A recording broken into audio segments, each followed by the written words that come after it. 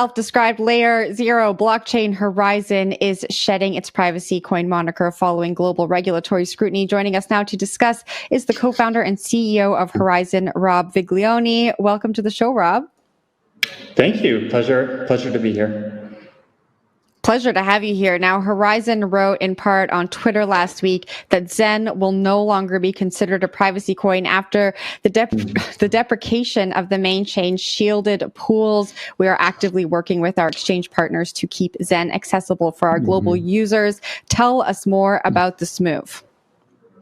Well, it was an easy move for us in the sense that our community demanded it. So, and that's probably the interesting thing about this story is that these communities evolve over time. And for us, we've been focusing on a zero-knowledge interoperability technology for the last several years. And our community composition moved away from, we're still very privacy-oriented, but they were, tired of, or I would say, nervous of the regulatory environment. And just from a pragmatic perspective, Zen was having a hard time getting listings in a bunch of different markets, in particular our Korean market. So, can you tell us a little bit more about the community's demands? What was the community saying? What were their concerns?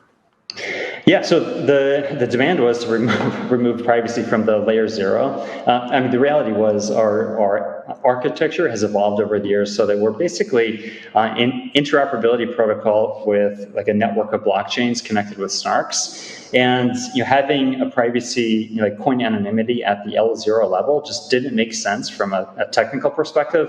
And then the reality was when we looked at the numbers of who was using it, we just didn't have that much demand within the community. We were talking about something like 0.4% of 1% of the Zen supply was actually actively using the shielding technology. So most of our users ended up not really caring about it from the coin anonymity perspective. They're more interested in privacy at the application layer. You mentioned international regulation maybe making the community members get some cold feet. Where is Horizen headquartered, and does that have something to do with wanting to move away from the privacy focus? Yeah, so I'll just clarify. I'm the CEO of Horizen Labs, a U.S. technology company. So my company is based in the U.S. and also Europe, but the community itself is global, and we are actually in process of launching a global DAO just to really codify that. But when you look at our community composition, it's all over the place, especially Asia and the Korean market, like I mentioned. So as we make decisions, it's one of these consensus coordination problems of trying to satisfy a lot of different users from all over the world.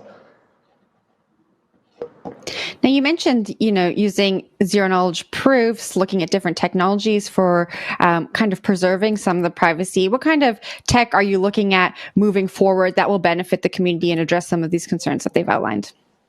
Yeah, so the first thing that we're doing pragmatically is we're launching an EVM, and that's imminent. So we're really getting into the core Web3 business, and then networking EVM and other chains together with zero-knowledge proofs. So our technology then from there is looking at integrating into other stacks that are out there. You can think maybe like other popular app chain markets is probably where we're going to be positioning the project going forward.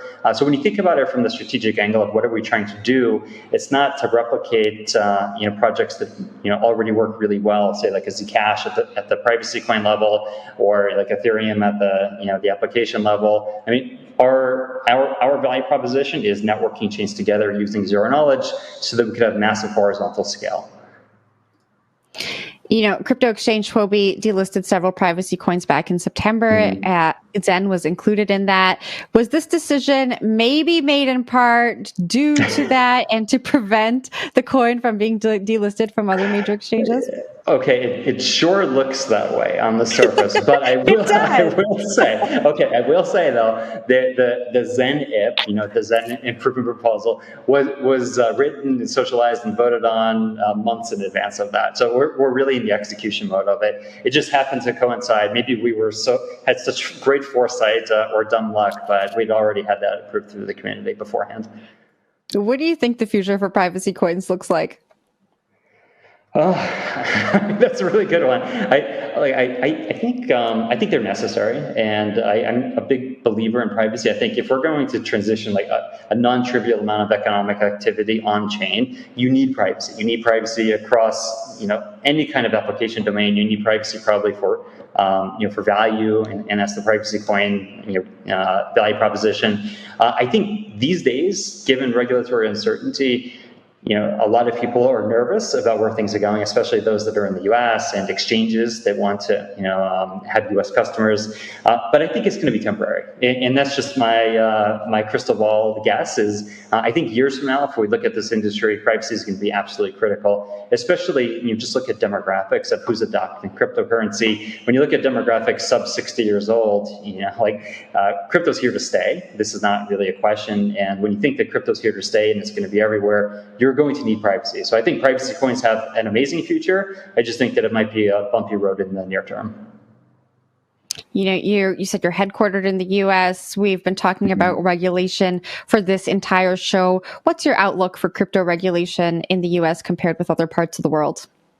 Yeah, I think there's a famous Churchill quote about Americans always do the right thing after exhausting every other possibility. I think that's what's going to happen in the U.S. There's no way, in my mind, that one of the most innovative countries in the world is going to kill one of the most innovative industries in the world.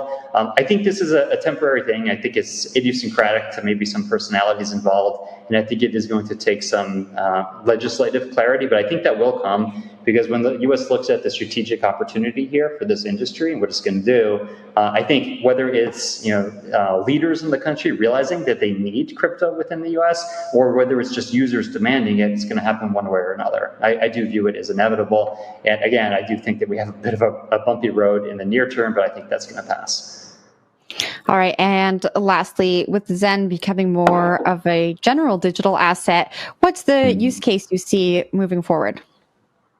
Yeah, so it's an interoperability play with zero knowledge proofs. So think about our clustering with our EVM. We're going to release it with a variety of ZKP tools for developers. So we're going to be pushing hard for privacy-oriented applications. So privacy is not dead on Horizen. It's still one of the core value propositions. And then it's going to be integrating into other powerful ecosystems, and we'll have more news on that in the coming months. All right, awesome. We're going to have to leave it there. Rob, thanks so much for joining the show. Thanks for having me. That was co-founder and CEO of Horizen, Rob Viglione. We should note that Horizen is backed by crypto hedge fund Grayscale's Horizen Trust. Grayscale and CoinDesk are both owned by the Digital Currency Group.